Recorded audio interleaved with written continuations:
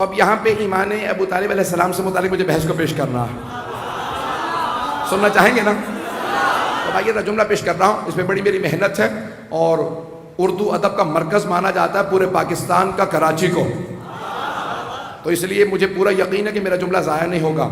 تو اب آئیے ذرا میں آرام آرام سے پیش کروں گا جملے کو۔ ایمان ابو طالب پہ ایمان رکھنا ایمان کی علامت ہے۔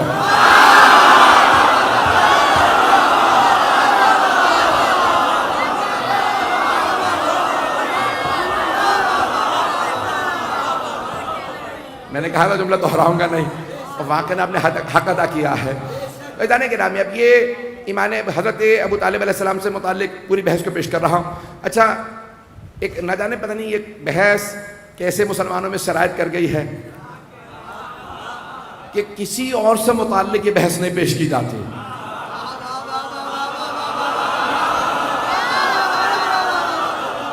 اچھا، جو افراد حج پہ جا چکے ہیں ان کے تو ذہن میں ہوگا، اور جو نہیں گئے ہیں خدا انہیں جانا نصیب فرمائے۔ جب آپ حج پہ جائیں گے نا تو وہاں کوئی لفظ سوچ رہا تھا کہ کوئی اور کچھ استعمال کر لوں، تو اب وہاں آپ کو متوع ملیں گے، تو وہ آپ کو یعنی جنت معلیٰ جو قبرستان ہے رسول خدا کے اجداد کا، کہ جہاں جناب ابو طالب ہیں، جناب یعنی خود جناب سرور کائنات کے جناب خدیجہ ہیں، ان کے بیٹے ہیں، جناب عبد المطلب ہیں، جناب ہاشم ہیں،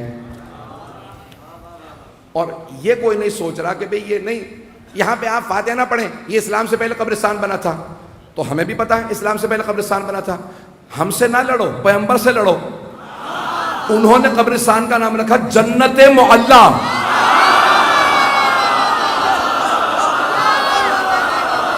حبیب خدا نے نام رکھا جنت معلیٰ، جنت بھی نہیں، جنت معلیٰ، جیسے ہے کربلا معلیٰ۔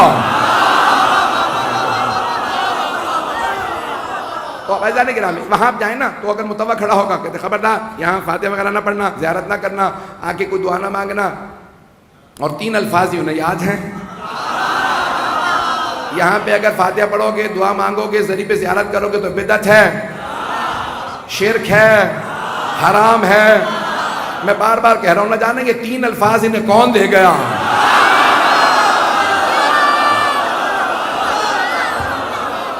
اور وہاں پہ آپ کو فوراً روکتے ہیں، تو اچھا بہت سے ہمارے مومنین جذباتی تو ہوتے ہی ہیں، بھئی یہاں کیوں دعا نہ مانگے، تو وہ فوراً کہتے ہیں نہیں یہاں پہ آپ منہ کر کے دعا نہیں مانگ سکتے، ذریعے کی زیارت نہیں کر سکتے۔ کیوں؟ کہا کیونکہ معاذ اللہ یہ کافر تھے۔ کون ہے یہاں؟ کہ جناب ابو طالب۔ بھئی کیوں؟ کہ نہیں یہ کافر تھے، اور کتابوں میں آیا کہ کافر تھے اس لیے زیارت نہیں کر سکتے۔ بھئی عزیزان گرامی اتنے بہت سے صحابہ جن کے باپ کافر تھے،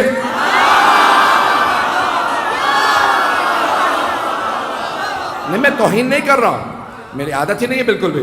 عزیزان گرامی بھائی کتنے بہت سے ایسے لوگ تھے جن کے باپ جو ہیں وہ کافر تھے، لیکن کہیں پہ ضد نہیں ہے، ضد ہے تو جناب ابو طالب سے، تو وہاں پہ متوع کھڑے رہیں گے کہ نہیں یہاں زیارت نہیں کر سکتے کیونکہ ان کی زیارت کرنا جائز نہیں، بدعت ہے، حرام ہے، شرک ہے۔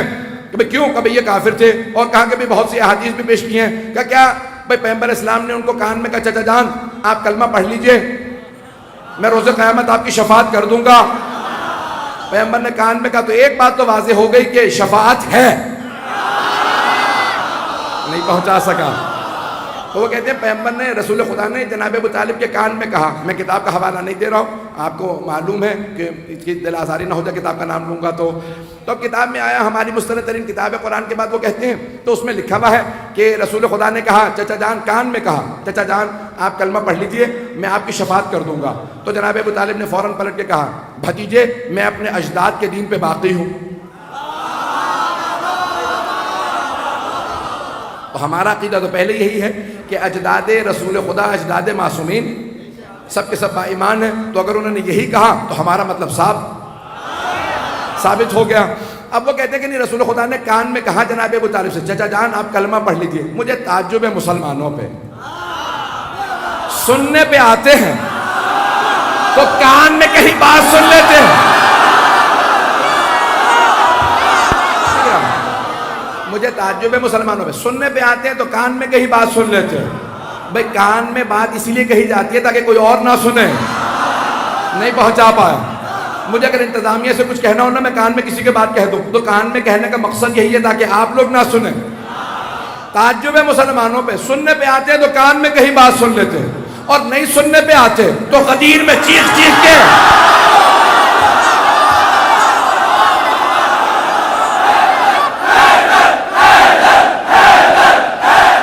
ایزان گرامی مجھے تعجب ہے، سننے پہ آتے ہیں تو کان میں کہیں بات سن لیتے ہیں، اور نہیں سننے پہ آتے تو غدیر میں چیخ چیخ کے اعلان کر رہے ہیں من کنت مولا فہذا علی مولا، اور وہاں پہ کسی کو سنائی نہیں دے رہا۔ ایک صاحب سے پوچھا بھائی آپ غدیر میں موجود تھے، پیغمبر نے کیا کہا؟ تو انہوں نے منہ بنا کے کہا میں ذرا دور بیٹھا تھا۔ انہوں نے دوسرے سے کہا تو تو سب سے آگے بیٹھا تھا، آپ تو سب سے آگے بیٹھے تھے تو آپ نے کیا سنا؟ کہا سنا میں نے لیکن دیکھ نہیں سکا۔ کہا سب سے آگے بیٹھے تھے دیکھ نہیں سکے؟ کہا سورج کی روشنی بہت زیادہ تھی، مجھے نہیں پتا سورج کی روشنی زیادہ تھی یا علی کے چہرے کا نور۔ تو عزیزان گرامی وہاں پوری بحث یہ ہے، وہ کہتے کہ نہیں آپ ان کو یہاں پہ آ کے سلام نہیں کریں، زیارت نہیں پڑھیں، اور یہ بدعت ہے، اور پیغمبر اسلام نے کان میں کہا تھا۔ اور بھئی اچھا ٹھیک ہے کان میں کہا تھا تو آپ کو کیسے معلوم ہے؟ کہ اس کے 3 راوی ہیں، آج 3 پہ چلتا رہے گا سارا سلسلہ۔ تو میں 3 راوی بتا رہا ہوں، میں کسی کی توہین مقصود نہیں، تینوں راویوں کی جلدی نام سن لیجیے۔ پہلے راوی ہیں عبداللہ ابن عباس، دوسرے ہیں عبداللہ ابن عمر، تیسرے ہیں ابو ہریرہ۔ تو 3 راوی ہیں، اور وہ کہتے ہیں قریش کے سارے سردار جمع تھے، پیغمبر نے ایک مرتبہ سرور کائنات نے آ کے اپنے چچا کے کان میں کہا چچا جان ایمان لے آئیے میں آپ کی شفاعت کر دوں گا۔ تو اب آئیے ذرا دیکھتے ہیں، میں تو تجزیہ کر رہا ہوں روایت کا، کیونکہ روایت کے اوپر تجزیہ جائز ہے، علم رجال کی بحثیں ساری اسی پہ، اور شیعہ سنی سب علم رجال کی بحثیں۔ پہلے عبداللہ ابن عباس، ذرا ان سے متعلق تجزیہ کر لیجئے، جو اس وقت 2 برس کے تھے، وہ تو روایت کر نہیں سکتے، یہ شاید آپ کے ہاں کراچی میں روایت 2 برس کے بچے سے شروع ہو گئی ہوں، تو آپ خاموش نہ بیٹھیے گا، وہ تھے 2 برس کے۔ دوسرے ہیں عبداللہ ابن عمر، وہ کہتے ہیں میں وہاں، بھئی قریش کے سرداروں کا جلسہ تھا، قریش کے سردار جمع تھے، تو آپ وہاں کیا کر رہے تھے؟ بھئی جب سردار جمع ہوتے ہیں نا وہ اوروں کو نہیں آنے دیتے، اور اس زمانے میں تو اور زیادہ پابندیاں تھیں، پتہ نہیں لوگ ہیں یا نہیں۔ تیسرے ہیں ابو ہریرہ، وہ ابھی مسلمان ہی نہیں ہوئے تھے، وہ مسلمان ہوئے 9 ہجری میں، 9 ہجری میں، مکے کے اندر ابھی سردار جمع ہیں۔ تو اب یہ 3 راوی میں نے تینوں کا بتا دیا آپ کو کہ صورتحال کیا ہے۔ بہرحال اب وہاں پہ پیغمبر اسلام نے کان میں کہا چچا جان آپ ذرا کلمہ توحید دہرا دیجئے۔ آج تک شیعوں میں تلقین باقی ہے کہ جب انسان دنیا سے جا رہا ہو تو اسے فوراً کہو اپنا عقیدہ دہرا لو، میں مانتا تھا لا الہ الا اللہ محمد رسول اللہ علی ولی اللہ، اور میں مانتا تھا کہ علی کے 11 بیٹے بھی امام ہیں، پہلے کا نام حسن، اور روایت میں ہے کہ 12 تک سب کے نام دہراؤ، اور ایک مرتبہ کہو کہ تم قرآن کو مانتے تھے، سیدہ کو مانتے تھے، سارے عقیدے کو دہراؤ۔ تو دہرایا عقیدہ اس کے لیے جاتا ہے جو با ایمان ہو، بے ایمان کو آخری وقت میں نہیں کہا جاتا۔ پہنچ رہی ہے توجہ ہے نا جانے کے رہا۔ خدا سلامت رکھے ان ماں باپ کو کہ جو ان بچوں کی تربیت کر رہے ہیں، کہ انہیں مجلسوں میں آنا سکھا رہے ہیں، نعرہ لگانا سکھا رہے ہیں۔ عزیزان گرامی میں پیش کر رہا ہوں، تو اب وہاں سردار جمع تھے، اور ایک مرتبہ جناب ابو طالب علیہ السلام سے اگر کہا سرور کائنات نے تو ہمارا عقیدہ یہی ہے، شاید اسی لیے یہ ہمارے ہاں رائج ہے۔ چھٹے امام نے کہا کہ جو مرنے والا ہو اسے کہنا عقیدہ دہرا لے، اور مرنے کے بعد قبر میں بھی جب دفناؤ تو دوبارہ عقیدہ دہرا دینا۔ ایک جملہ یہاں پہ کہوں گا، اپنی ذاتی کیفیت بتا رہا ہوں۔ یقین مانیے کہ موت کے بعد جو تسکین مجھے محسوس ہوتی ہے نا، وہ تلقین پہ ہوتی ہے کہ پروردگارہ تیرا شکر ہے تو نے ہمیں لاوارث پیدا نہیں کیا، نہ جانے قبر میں کون کون جائے گا، کیسے کیسے جائے گا، تیرا شکر ہے تو نے ہمیں علی کا ماننے والا بنایا، قبر میں بھی جائیں گے تو مولا عزیزان گرامی، اب جناب ابو طالب کے ایمان سے متعلق کچھ باتوں کو پیش کرنا چاہوں گا کہ ہمارے ہاں عقیدہ یہ ہے کہ خود ہماری تفاسیر میں تفسیر صافی میں چھٹے امام سے روایت ہے کہ روز قیامت جب جناب ابو طالب اور جناب خدیجہ شفاعت کرنے پہ آئیں گے تو اگر مشرق سے لے کے مغرب تک لوگ جمع ہوں گے وہ سب کی شفاعت کر دیں گے، لیکن ان کا حق شفاعت ختم نہیں ہوگا، ان کا حق شفاعت ختم نہیں ہوگا۔ عزیزان گرامی، جناب ابو طالب کی انگوٹھی کا جو نگینہ تھا اس پہ لکھا تھا آمنت باللہ ربن، میں اللہ کی ربوبیت کا قائل ہوں، اپنے بھتیجے محمد کی رسالت کا قائل ہوں، وابن علی ولیًا، اور اپنے بیٹے علی کی ولایت کا قائل ہوں۔ یہ ان کی انگوٹھی کا نقش تھا۔ عزیزان گرامی، میں دو مطالب پیش کرنا چاہ رہا ہوں۔ محرم کا مہینہ ہے، پوری دنیا کے اندر یتیم پروری کو رائج کرنے کی کوشش کی جا رہی ہے، ہم سب کو دعوت دیتے ہیں یتیموں میں ظلم نہ کرنا۔ پیغمبر نے فرمایا ہے جو کسی یتیم کے سر پہ ہاتھ رکھے جتنے بال اس کے ہاتھ تلے آئیں گے اتنے گناہ اس کے معاف ہو جائیں گے۔ یتیموں سے محبت کرنا، کبھی یتیم کے سامنے اپنے بچے کو بھی پیار نہ کرنا، بے انتہا احادیث ہیں، کیونکہ پیغمبر نے خود یتیمی کاٹی تھی۔ پیغمبر نے فرمایا کافل الیتیم کہاتین معی فی الجنہ، یتیم کو پالنے والا میرے ساتھ جنت میں ایسے جائے گا جیسے یہ دو انگلیاں ساتھ ساتھ رہتی ہیں۔ یتیم کو پالنے والا، ایک عام یتیم کو پالنے والا،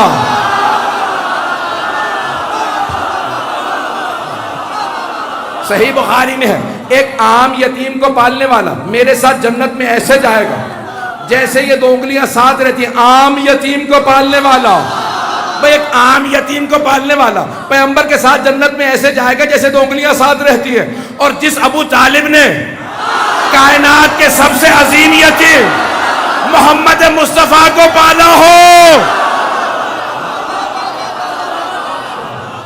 اب آئیے ذرا دلیلوں میں سے جو دلیل دی ہے جناب ابو طالب کے ایمان پہ، تو ہمارے علماء نے ایک دلیل یہ دی ہے کہ جب جناب سرور کائنات کا رشتہ آیا جناب خدیجہ کی طرف سے، اسلام میں مستحب یہ ہے کہ مرد رشتہ بھیجے،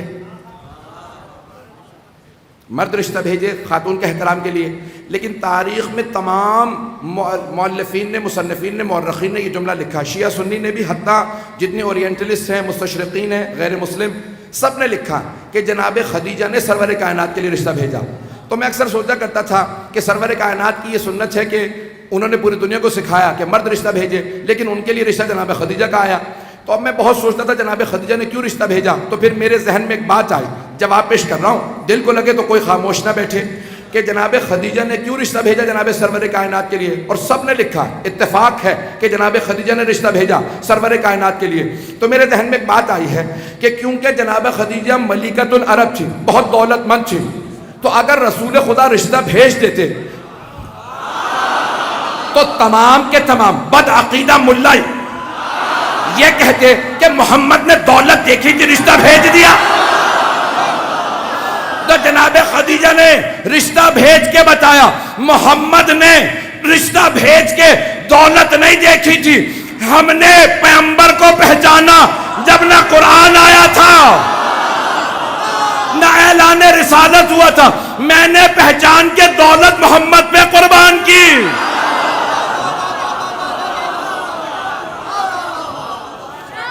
رشتہ آیا جناب خدیجہ کا، تو ایک مرتبہ جناب ابو طالب نے فوراً رشتہ آنے پہ کہا حضرت نفیسہ خاتون سے کہ میرے بھتیجے محمد سے مستقیماً بات کرو، ڈائریکٹ بات کرو۔ جیسے ہی حضرت نفیسہ خاتون آئیں جناب رسول خدا کے پاس، کہا کہ خدیجۃ الکبریٰ نے آپ کے لیے رشتہ بھیجا، کہا میرے چچا سے بات کرو۔ جو ہو رسول خدا صلی اللہ علیہ وسلم نے فرمایا کہ میرے چچا ابو طالب سے بات کرو، کہا پہلے ان کے پاس جا چکی ہوں، انہوں نے آپ کے پاس بھیجا۔ کہا کہ ٹھیک ہے پھر مجھے مشورہ کر لینے دو۔ یہ پیغمبر ادب سکھا رہے ہیں، صرف بڑوں کا نہیں، جناب ابو طالب کا، چچا اور بھی تھے لیکن ابو طالب اور ہیں۔ تو کہا کہ مجھے مشورہ کر لینے دو، میں اپنے چچا سے مشورہ کر لوں، پھر اس کے بعد بتاؤں گا مجھے رشتہ قبول ہے یا نہیں ہے۔ فوراً گئے جناب سرور کائنات جناب ابو طالب کے پاس، کہا چچا جان آپ کو معلوم ہے نا کہ خدیجہ کا رشتہ آیا ہے؟ کہاں بھتیجے؟ کہا چچا جان آپ کا مشورہ کیا ہے؟ کہا بھتیجے خدیجہ کا شجرہ ہمارے شجرے سے 4 نسلوں پہ مل جاتا ہے، اور انبیاء کی ازواج کو جیسا ہونا چاہیے وہ بالکل ویسی ہیں، پاک دامنہ بھی ہیں، حسب نسب بھی پاک ہے. پتہ نہیں لوگ ہیں یا نہیں ہیں، اگر ہیں یا اگر بات پہنچ رہی ہے تو جناب سرور کائنات مشورہ لے رہے جناب ابو طالب سے، کہا حسب نسب بھی پاک ہے، شجرہ بھی پاک ہے، کردار بھی پاک ہے، با پردہ ہے. کہا بھتیجے اس سے بہتر آپ کو رشتہ نہیں مل پائے گا. نہ جانے کیسے جناب ابو طالب نے کہا اس سے بہتر رشتہ نہیں مل پائے گا. پیغمبر کو اس کے بعد اتنی شادیاں ہوئیں، ویسا رشتہ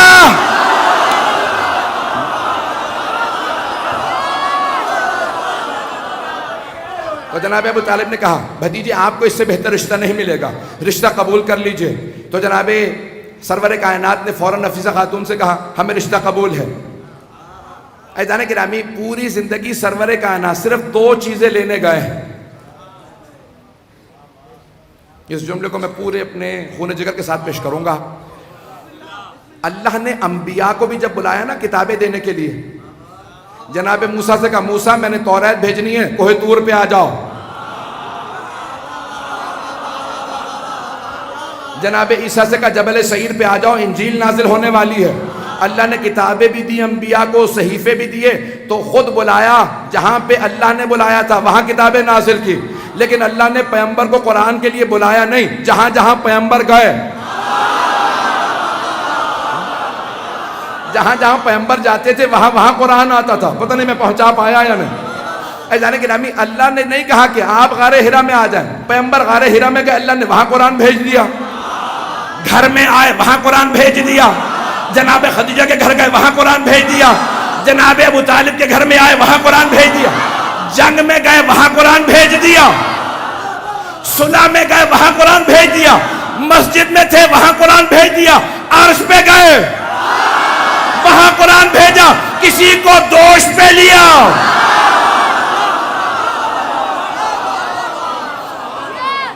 جہاں جہاں پیغمبر جاتے رہے اللہ وہاں قرآن بھیجتا رہا. لیکن 2 چیزیں لینے خود پیغمبر گئے. پتہ نہیں اب بات پہنچ رہی ہے نہیں پہنچ رہی. صرف 2 چیزیں بڑی ذمہ داری سے پڑھ رہا ہوں. حتیٰ پیغمبر تمام ازواج کسی بھی زوجہ کو بیاہنے نہیں گئے. صرف جناب خدیجہ سے شادی مکے میں ہوئی ہے، باقی تمام ازواج مدینے میں. ازواج آئی ہیں، پیغمبر بیاہنے نہیں گئے، نہیں پہنچا سکا. پیغمبر گھروں پہ نہیں گئے، باپ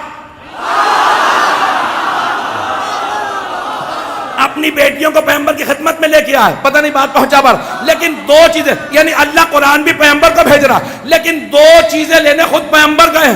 جناب خدیجہ کو جب بیانے گئے تو خود ان کے گھر گئے، اور جب علی کو لینے گئے تو خود ہی کعبے گئے. 2 ہستیوں کو خود پیغمبر لینے کے لیے گئے ہیں. تو ایک مرتبہ کہا رشتہ ہمیں قبول ہے اور ہم خود عقد کے لیے آئیں گے. تو سرور کائنات نے کہا چچا جان میرا عقد آپ پڑھیے گا. سارا مجمع نہیں پہنچا اور مجھے انگلی پکڑ کے پہنچانا آتا ہے. حضرت امام محمد تقی علیہ السلام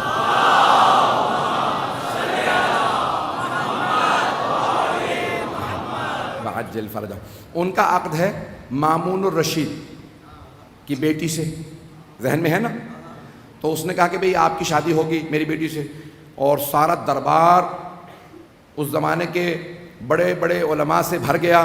تمام بنی عباس آ گئے، اعتراض کرنے لگے 9 برس کا بچہ اور شہزادی کی تم شادی اس سے کر رہے ہو. کہا یہ بچہ نہیں ہے، یہ خاص انسان ہے، عقد اسی سے ہوگا. اب مجھے بحث نہیں ہے مامون کے کردار سے، قاتل امام رضا ہے تو میں کوئی اس کی تعریف نہیں کر رہا ہوں. لیکن اس نے کہا کہ بھئی شادی اسی سے ہوگی بچے سے. سارے کا سارا بغداد جمع ہو گیا. اور ایک مرتبہ مامون نے سوال کیا امام محمد علیہ السلام سے، کہا آپ کا عقد کون پڑھے گا؟ اتنے علماء کھڑے ہیں، ان میں سے انتخاب کر لیجئے.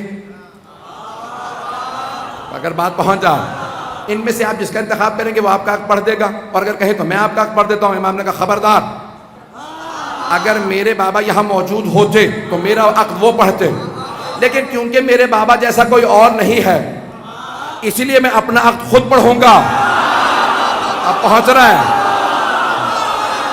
اپنا عقد میں خود پڑھوں گا. اب سمجھ میں آیا جناب ابو طالب کا مقام. ارے رسالت جس سے عقد پڑھوائے کہا چچا جان آپ میرا حق پڑھیں گے؟ تو ایک مرتبہ جناب ابو طالب نے کہا ٹھیک ہے. نے کہا ہاں آپ کو پتہ ہے کہ اس کی اہمیت جب شادی کے اندر آ جاتے ہیں، تو میں تو جاتے ہی رہتا ہوں، تو اہمیت اس وقت بہت زیادہ ہوتی ہے کہ نکاح پڑھنے کے لیے آئے ہیں. عزیزان گرامی، سرور کائنات جنہیں اہمیت دے کے بلائے انہیں ابو طالب کہتے ہیں. سب نے لکھا جناب ابو طالب نے ہرے رنگ کا امامہ باندھ رکھا تھا، ابا قبا پہن رکھی تھی، پٹکا باندھ رکھا تھا، بہت خوبصورت تھے، وجی تھے، سفید ریش تھے. ایک مرتبہ آئے، سرور کائنات نے کہا چچا جان میرے ساتھ تشریف رکھیے، میرا آپ پڑھیں گے. جناب ابو طالب نے شروع کیا، کہا کہ میں پہلے خطبہ دوں گا.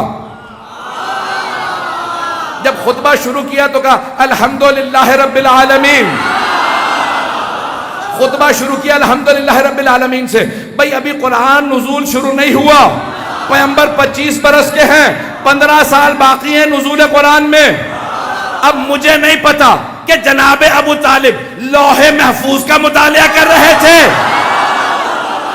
مجھے نہیں پتا کہ جناب ابو طالب لوح محفوظ کا مطالعہ کر رہے تھے کہ قرآن کا پہلا سورہ فاتحہ ہوگا، الحمد سے شروع ہوگا یا نہیں.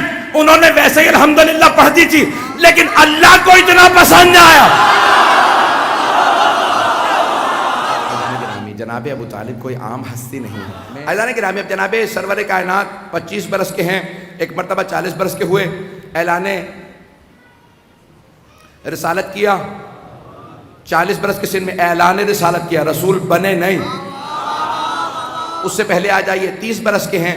تو ایک مرتبہ جب جناب سرور کائنات کی ولادت ہوئی تھی نا، تو ایک یہ جملہ علامہ امینی نے الغدیر میں لکھا کہ جناب فاطمہ بنت اسد آئیں جناب ابو طالب کے پاس، کہا کہ اے ابو طالب میں نے زندگی میں اتنا خوبصورت بچہ نہیں دیکھا جیسا آپ کے بھائی عبداللہ کے ہاں پیدا ہوا ہے. اتنا خوبصورت، تمام آلائشوں سے پاک. میں ممبر کے احترام میں زیادہ نہیں پیش کر سکتا کہ جیسے عام بچے پیدا ہوتے ہیں ویسا نہیں پیدا ہوا. میں ممبر کے احترام میں زیادہ نہیں کھول کے پیش کر سکتا کہ تمام آلائشوں سے پاک، بالکل پاک و پاکیزہ، ناف بریدہ، کوئی جسم پہ خون نہیں. پیدا ہوتے ہی سجدہ کیا اور تسبیح کرنے لگا. زندگی میں اتنا خوبصورت بچہ نہیں دیکھا جو تمام آلائشوں سے پاک ہو. جناب ابو طالب مسکرائے، کہا فاطمہ بنت اسد میں آپ کو بھی ایک ایسے ہی بچے کی بشارت دیتا ہوں.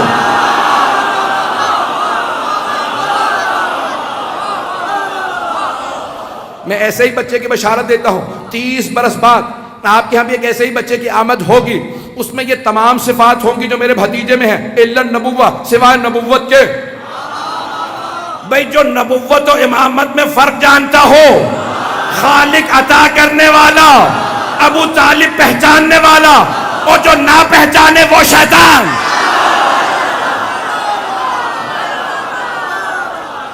عزیزان گرامی، ایک مرتبہ کہا کہ فاطمہ بنت اسد میں آپ کو بشارت دیتا ہوں. عزیزان گرامی، 30 برس کے ہیں جناب سرور کائنات کہ جناب امیر علیہ السلام کی آمد ہوئی، کہ جناب ابو طالب نے دوبارہ آغوش میں لیا.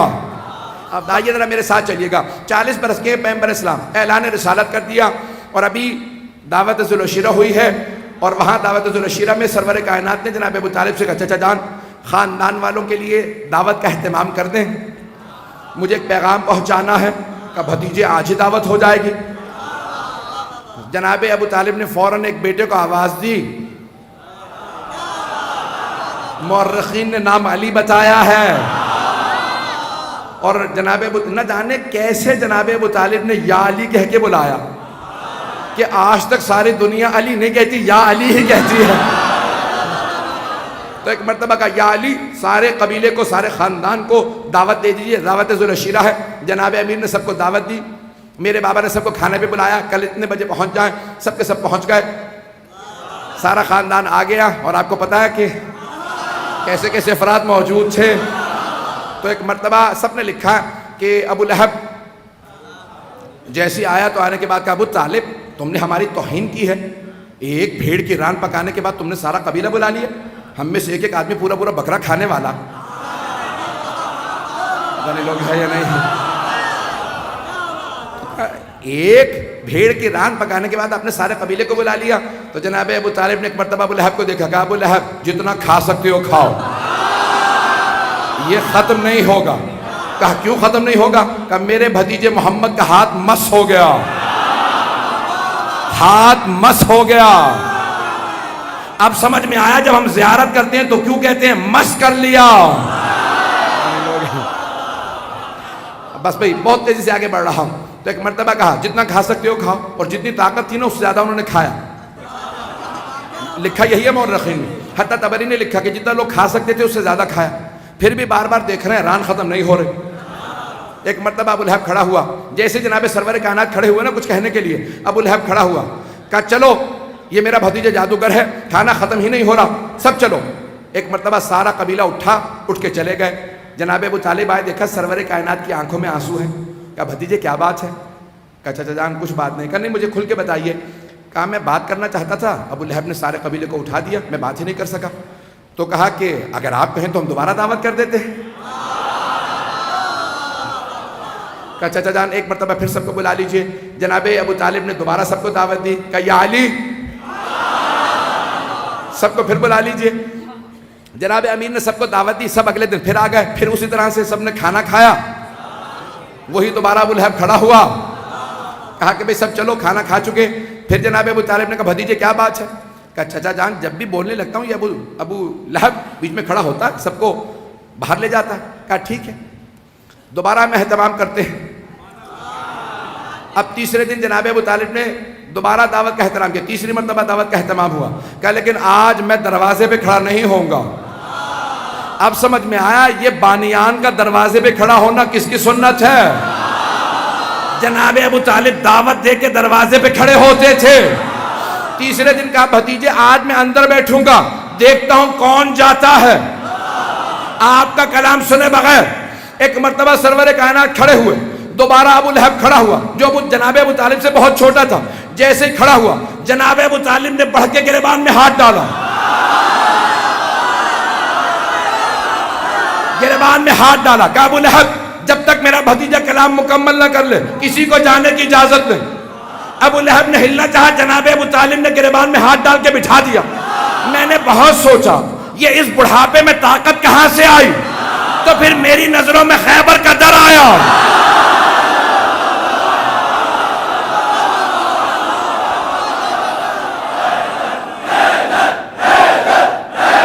جناب ابو طالب نے گریبان میں ہاتھ ڈالا, بٹھا دیا. تو میں سوچا کرتا تھا اس بڑھاپے میں اتنی طاقت کہ ابو لہب جیسے کہ گریبان میں ہاتھ ڈالے بٹھا دیں. تو مجھے سمجھ میں آیا یہ فاتح خیبر کے باپ ہیں. ایک مرتبہ کا سب بیٹھ جاؤ جب تک کہ میرا بھتیجا کلام مکمل نہ کر لے. تو ایک مرتبہ جناب رسالت مآب نے کہا قولوا لا الہ الا اللہ تفلحوا, لا الہ الا اللہ کہو فلاح پا جاؤ گے. اب ایک آدمی نے کھڑے ہو کے سوال کیا اللہ کو ہم مان لیں تو پھر آپ کون ہیں؟ کہ میں اس کا رسول ہوں. اس کے بعد جناب سرور کائنات نے ایک جملہ کہا, تاریخ طبری میں موجود ہے. آپ نے کہا جو بھی میرے اس مشن میں, میرے اس مقصد میں, میرے اس دین میں میرا ساتھ دے گا, میری نصرت کرے گا, جو بھی میرا ساتھ دے گا, میری نصرت کرے گا, میرے ساتھ چلے گا, فَهُوَ أَخِي وَوَسِيِّي وَخَلِيفَتِي من بعدی, وہی میرا بھائی ہوگا, وہی میرا وصی ہوگا, وہی میرا خلیفہ ہوگا, وہی میرا وزیر ہوگا. اب ایک مرتبہ ابو لہب دوبارہ کھڑا ہوا کہ ابو طالب اب تک تو تم بھتیجے کی اطاعت کرتے تھے, آج سے بیٹے کی بھی اطاعت کرو. نہیں پہنچا سکا. ابو لہب کافر تھا, مشرک تھا, لیکن ایک بات سمجھ گیا تھا, دعوت ذوالعشیرہ میں خلافت کا فیصلہ ہو گیا.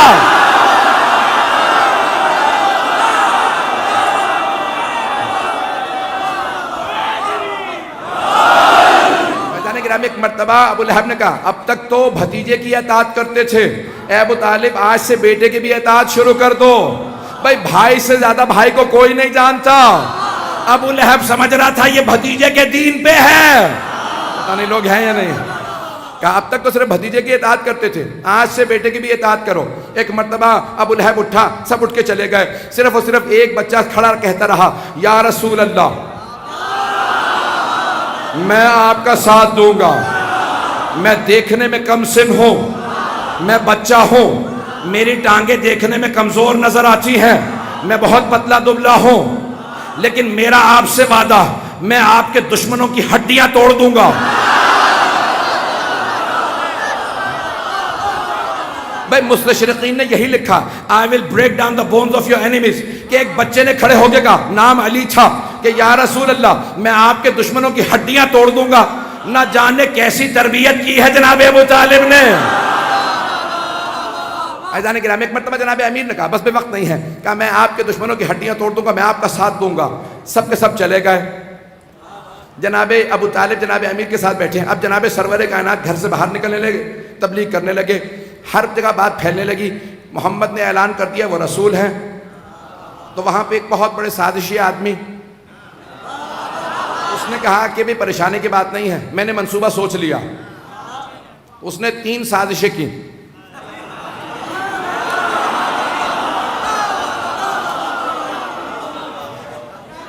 کیا کروں آج، خدا گواہ کہ میں پلان کر کے نہیں آیا ہوں.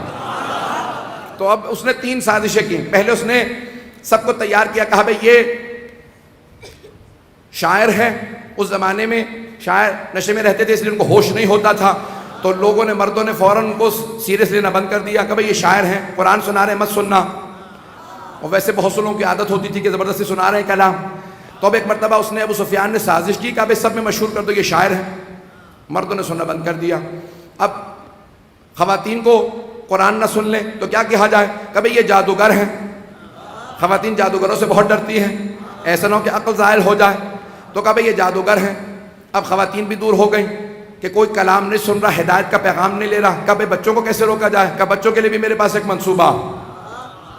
بچوں کو کہہ دیا جائے کہ یہ مجنون ہیں، دیوانے ہیں. بچے جو غیر مہذب ہوتے ہیں وہ دیوانوں کو پتھر مارنے لگتے ہیں. بچے ہاتھوں میں پتھر لگتے، پیمبر کو پتھر مارتے رہتے. اب سمجھ میں آیا، سازشیں کسی بھی حق کے خلاف 3 طرح کی ہوتی ہیں. حق کے خلاف سازشیں 3 طرح کی ہوتی ہیں. 3 طرح کی سازشیں حق کے خلاف ہوتی ہیں. 3 طبقات ہیں، مرد ہیں، خواتین ہیں، بچے ہیں. تینوں کو دور رکھنے کے لیے سازشیں کی. تو آج بھی سفیانی باقی ہیں. عزاداری کے خلاف بھی 3 طرح کی سازشیں ہیں. مردوں سے کہا عزاداری میں نہ جانا، نکاح ٹوٹ جائیں گے. خواتین سے کہا بھئی عزاداری میں نہ جانا، شام غریبہ میں بے حرمتی ہوتی ہے. بچوں سے کہا مجلسوں میں نہ جانا، یہ دیگوں میں ذبح کر کے ڈال دیتے ہیں. لیکن یہ ہار گئے سازشیں کر کر کے. عزاداری نہیں رک رہی اور پھر بھی لوگ آ رہے ہیں. اب سمجھ میں آیا، یہ جتنے بھی ابو سفیان کی نسل والے ہیں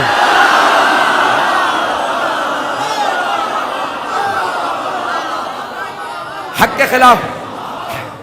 کے خلاف سازش کرتے رہتے ہیں.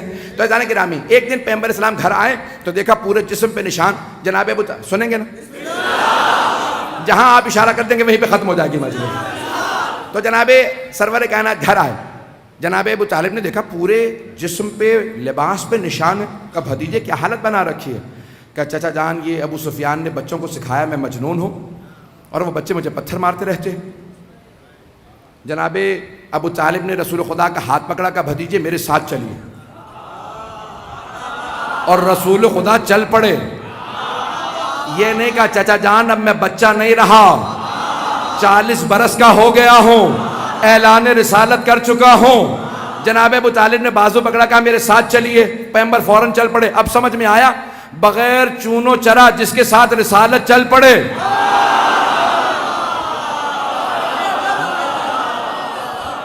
وہ حضرت ابو طالب ہیں. تو جناب سرور کائنات کو لے کے جناب ابو طالب آئے تو وہاں پہ صنادید عرب، قریش کے سردار، تمام صنادید عرب بیٹھے تھے. ابو سفیان کا مہمان خانہ تھا، دروازے کھلے ہوئے تھے. جناب ابو طالب پھر بھی دروازے کھلے تھے، اندر نہیں گئے. دروازے پہ بہت زور زور سے دستک دی. سب نے دیکھا کہ ابو طالب آئے ہیں. سب اٹھے باہر آ گئے. سب سے آگے ابو سفیان کا، ابو طالب کیا بات ہے؟ کہا کہ ابو سفیان قریش کے بچوں نے میرے بھتیجے محمد کو پتھر مارے، ان بچوں کو پتھر مارنے سے روکو. ایک مرتبہ ابو سفیان نے دیکھا جناب رسالت میں آپ کو، اور پھر جناب ابو طالب سے کہا اے ابو طالب بچوں کا معاملہ ہے، بچوں میں رہنے دو.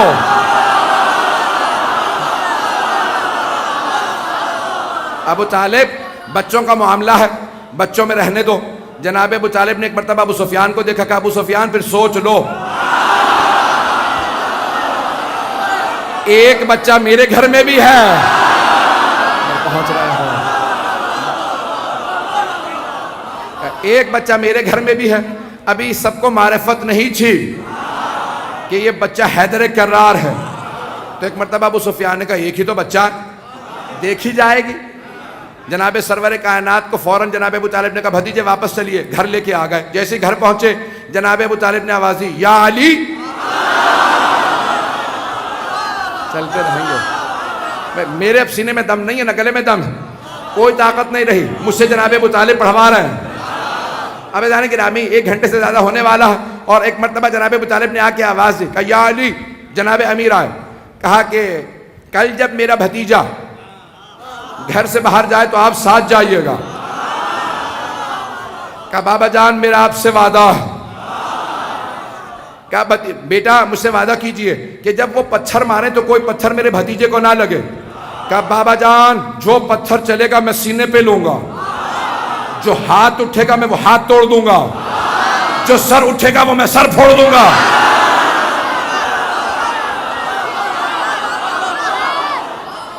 ایک مرتبہ سبحان و مدار ہوئی, جناب سرور کائنات اٹھے چلے, جیسے چلنے لگے باپ بیٹا کی آنکھوں ہی آنکھوں میں بات ہو گئی. لوگ ہیں یا نہیں. جناب ابو طالب نے جناب امیر کو دیکھا, جناب امیر نے جناب ابو طالب کو دیکھا, اشارہ کیا, جناب سرور کائنات چلے پیچھے جناب علی. قرآن میں ایک سورہ ہے, سورہ نمبر 91, اس کا نام ہے سورہ شمس. آیات پیش کرتا ہوں. بسم اللہ الرحمن الرحیم. والشمس وضحاہا, سورج کی قسم اور اس کی کرنوں کی قسم. والقمر اذا تلاہا, اور چاند کی قسم جو سورج کے پیچھے پیچھے آتا.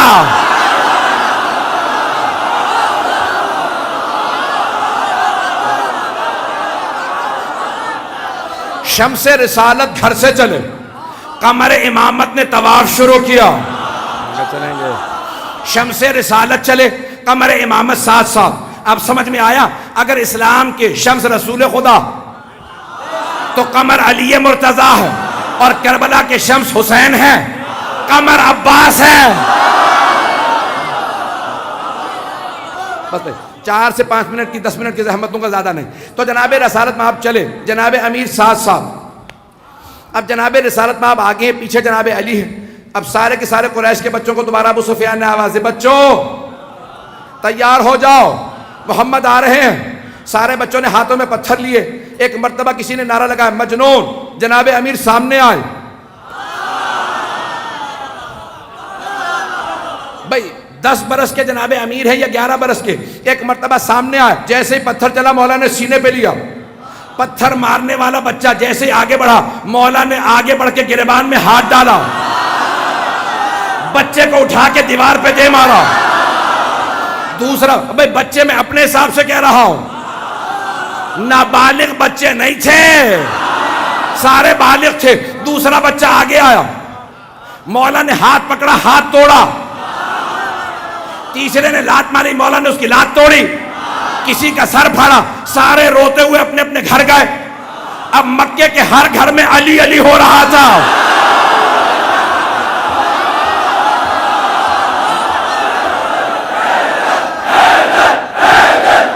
مکے کے اب ہر گھر میں علی علی ہو رہا تھا. ایک ماں نے پوچھا بیٹا کہاں سے پٹ کے آئے ہو؟ کہا مجھے علی نے مارا. دوسری ماں نے پوچھا اپنے بیٹے سے, بیٹا کیا بات ہے, ہاتھ ٹوٹا ہوا کہاں تھا؟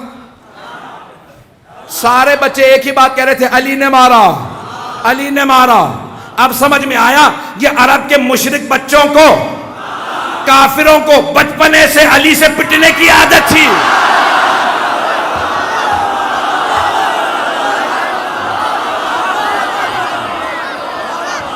چلیں گے بھئی, سب میرے ساتھ چلیں گے.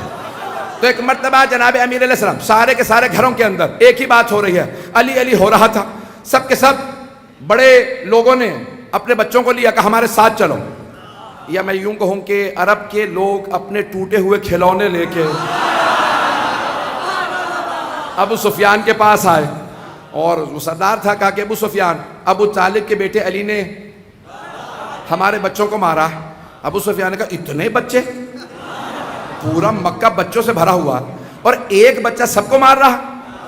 کہا تجھے نہیں پتا, ایک بچے نے کہا جب وہ بچہ سامنے آتا ہے نا آنکھیں ایسی ہیں بڑی بڑی آنکھیں ہیں جب وہ دانت بھیجتا ہے نا تو آنکھیں سرخ ہو جاتی ہیں وہ بچہ نہیں لگتا شیر لگتا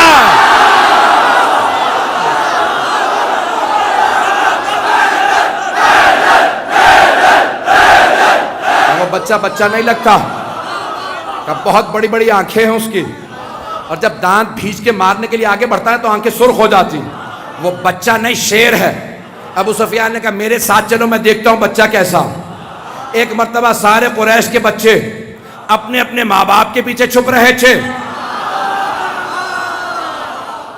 اور ان کے ماں باپ ابو سفیان کے پیچھے چھپ رہے تھے ابو سفیان نے ایک مرتبہ دروازے پہ دستک دی دروازہ کسی نے بڑے خرامہ انداز سے کھولا لگتا ہے بڑا ہی کوئی مطمئن انسان ہے جسے کوئی خوف نہیں کوئی خطر نہیں لگتا ہے کسی ہے اسد اللہ الغالب کا باپ ہے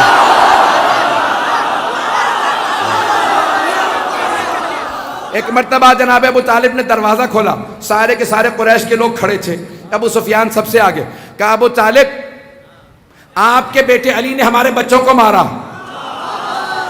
جناب ابو طالب مسکرائے کہا ابو سفیان بچوں کا معاملہ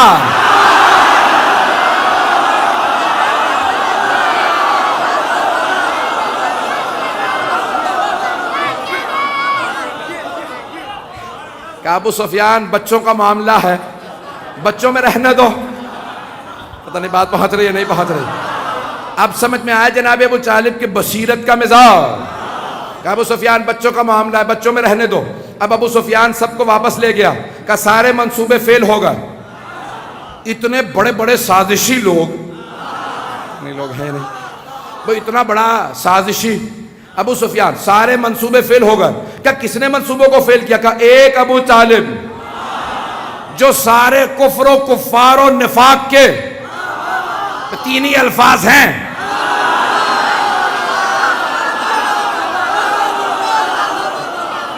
جو سارے منصوبوں کو فیل کر دے اسے ابو طالب کہتے ہیں میں نے سارے کے سارے جتنے میرے سینے میں طاقت تھی میں نے پیش کر دیا عزیزان گرامی جناب ابو طالب نے سارے منصوبوں کو فیل کر دیا اور ایک مرتبہ جناب سرور کائنات سے کہا آپ کھل کے تبلیغ کیجئے میں دیکھتا ہوں کون آپ کو روکتا ہے اور ایک مرتبہ خدا کی قسم ذمہ داری سے پڑھ رہا ہوں شیعہ سنی علماء نے لکھا کہ ایک مرتبہ جناب ابو طالب نے اپنے قبیلے کے کچھ نوجوانوں کو لیا کہا سب میرے ساتھ چلو تلواریں اپنی اباؤں میں چھپا لو جیسا کہوں گا ویسا کرنا جہاں سارے کے سارے قریش کے سردار بیٹھے تھے سرور کائنات کو گھر میں پہنچنے میں تاخیر ہوئی جناب ابو طالب نے ایک مرتبہ سب جوانوں کو اشارہ کیا سب نے تلواریں کھینچی کہا ابو سفیان یہ سب میرے اشاروں پہ آئے میں سب کو آج وارننگ دے رہا ہوں جناب ابو طالب نے ابو سفیان سے سارے کے سارے قریش کے سرداروں کے سامنے کہا میں سب کو آج تحدید کر رہا ہوں وارننگ دے رہا ہوں اگر میرا بھتیجا محمد گھر نہ آیا تو تم میں سے کوئی زندہ نہیں رہے گا میں سر کے سر کٹوا دوں گا یاد رکھنا مجھے اپنی جان سے زیادہ محمد عزیز ہے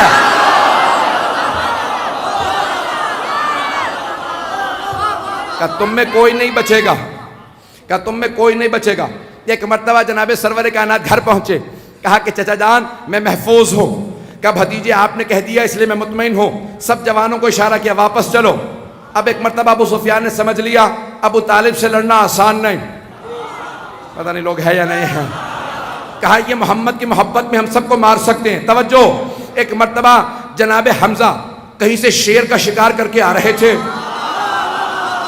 جیسے گھر پہنچے دیکھا پیغمبر کی پیشانی سے خون بہ رہا کہا کہ بھتیجے کیا بات ہے کہا چچا جان کوئی بات نہیں کہا نہیں مجھے بتائیے کہا کہ یہ ابو جہل نے میری پیشانی پہ پتھر مارا جب میں طواف کر رہا تھا اسی حالت میں شیر کو زمین پہ پھینکا جناب حمزہ گئے اور اپنی کمان اتاری ابو جہل کے سینے پہ ماری ساری پسلیاں توڑ دی اس کی پیشانی پہ ایک مرتبہ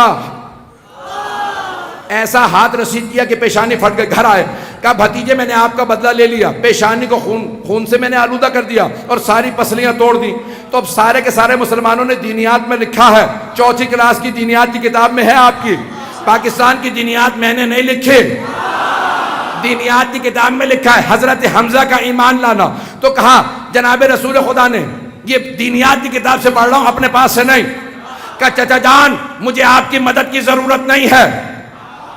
رسول خدا نے جناب حمزہ سے کہا چچا جان مجھے آپ کی مدد کی ضرورت نہیں ہے, اگر آپ نے مدد کرنی ہے تو پھر میرا دین قبول کر لیجئے. وہیں سے جناب حمزہ نے کہا مجھے کلمہ پڑھائیے, میں مسلمان ہوتا ہوں. بھئی جناب حمزہ نے پلٹ کے یہ نہیں کہا آج پہلی مرتبہ میں نے مدد کی, آپ کو میری مدد نہیں چاہیے. وہ جو دوسرا چچا بچپنے سے مدد کر رہا ہے,